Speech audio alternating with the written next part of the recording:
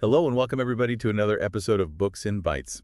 Today, we're diving deep into a book that's sparked debate for centuries. Centuries. Yeah. Yeah.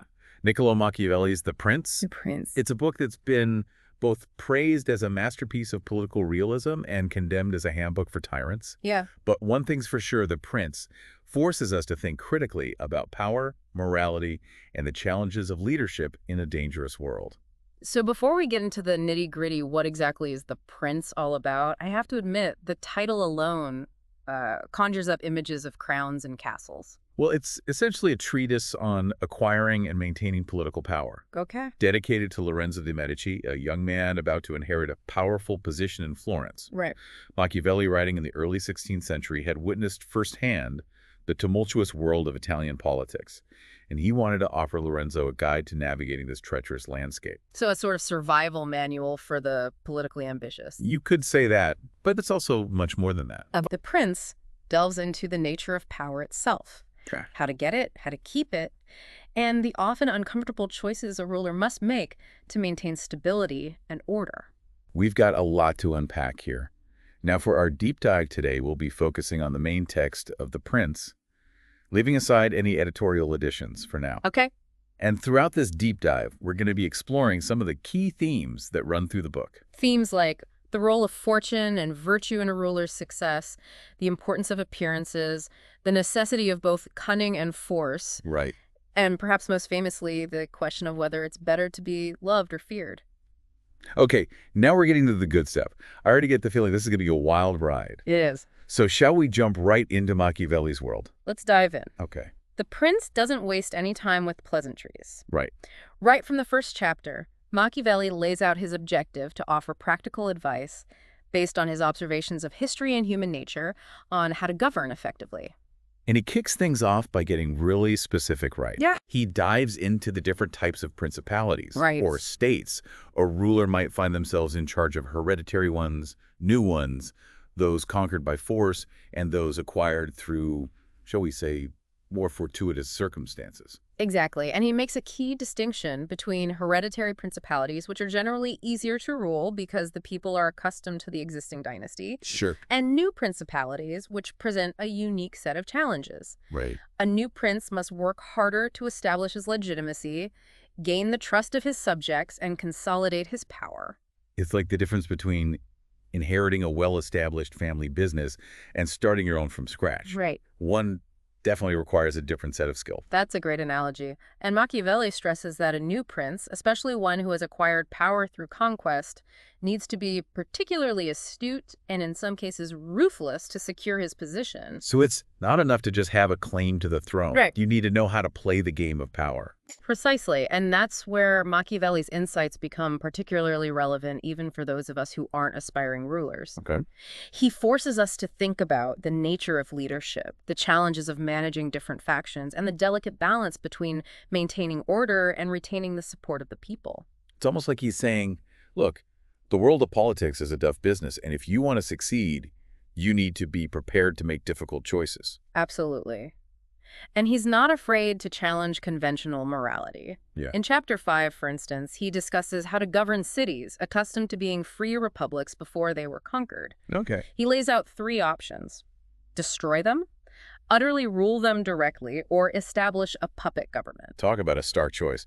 It seems like Machiavelli is not pulling any punches here. No. He's presenting the harsh realities of power politics. He certainly is. Yeah. And he argues that sometimes a ruler needs to prioritize the stability of the state over sentimentality or even traditional notions of justice. Right. He's not advocating cruelty for its own sake, but he is acknowledging that sometimes a prince needs to make tough, even ruthless decisions for the greater good. It's a theme that continues to resonate in political discourse even today, right? The idea that sometimes you have to make compromises, even morally difficult ones, to achieve larger goals. Exactly.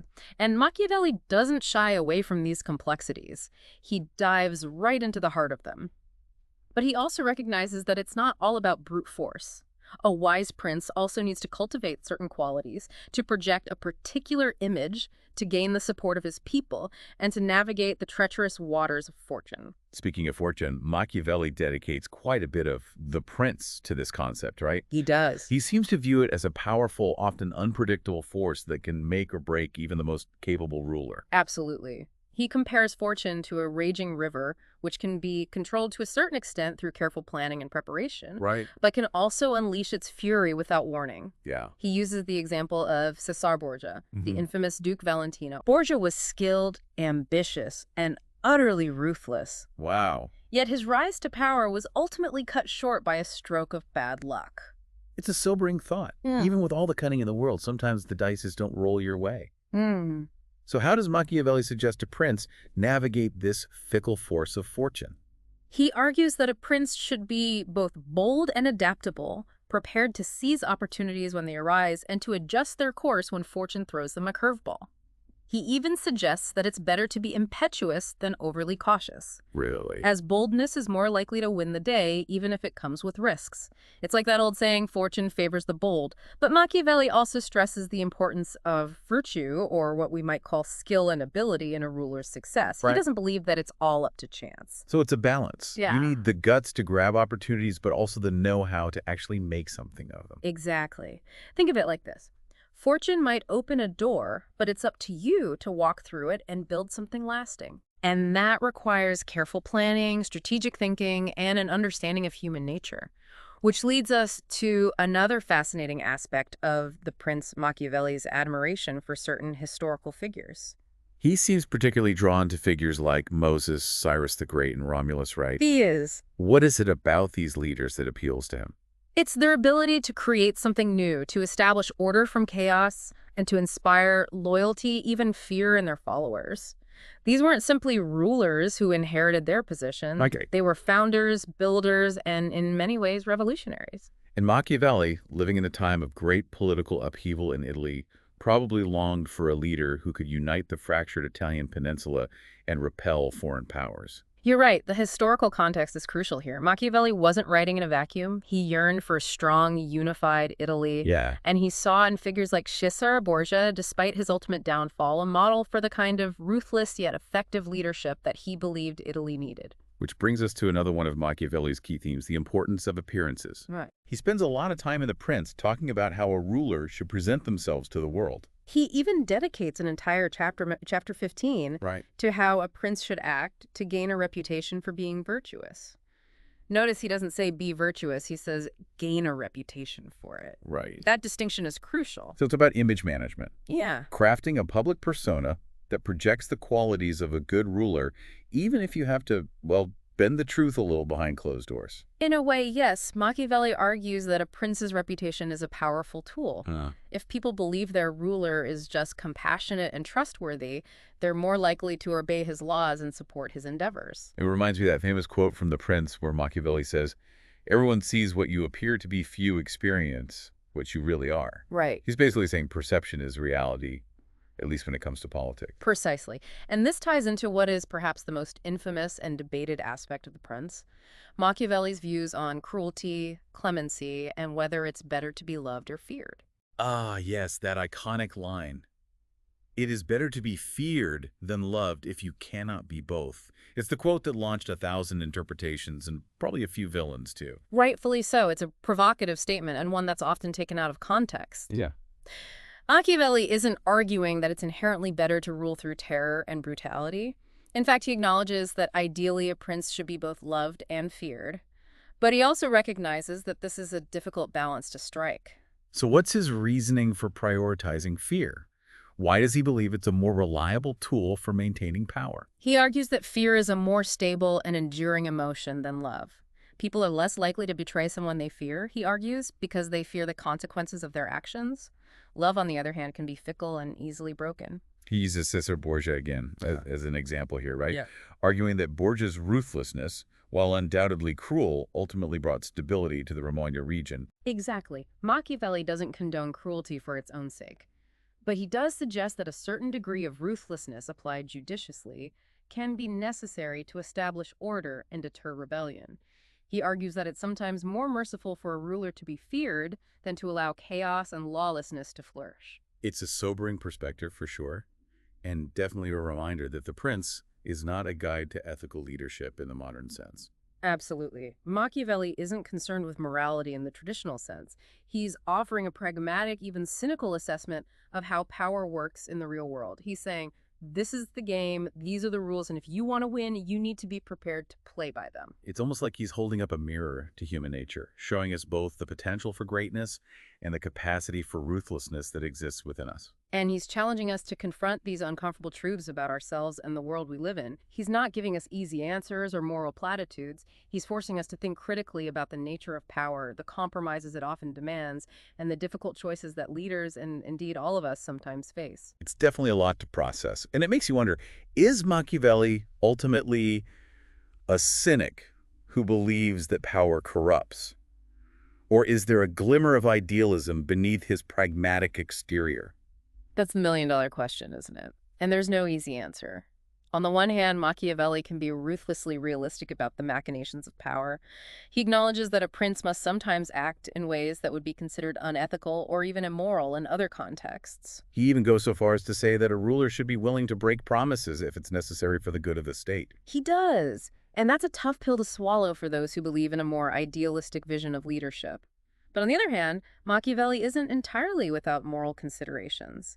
He argues that a prince should avoid cruelty for its own sake and should always strive to act in a way that benefits his people, even if it means making difficult choices. So it's a kind of pragmatic morality. Do what you have to do to stay in power and maintain order, but try not to be a complete monster in the process. That's one way to interpret it.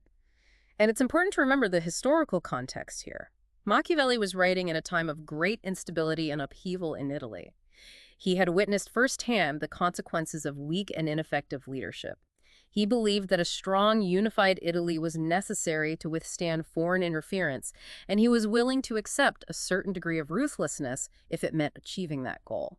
It's almost like he sees the ends as justifying the means, at least to a certain extent. That's a fair assessment. But it's not quite as simple as saying Machiavelli believes anything goes. He emphasizes the importance of a prince choosing his advisors, wisely avoiding flatterers, and remaining informed about the affairs of his state.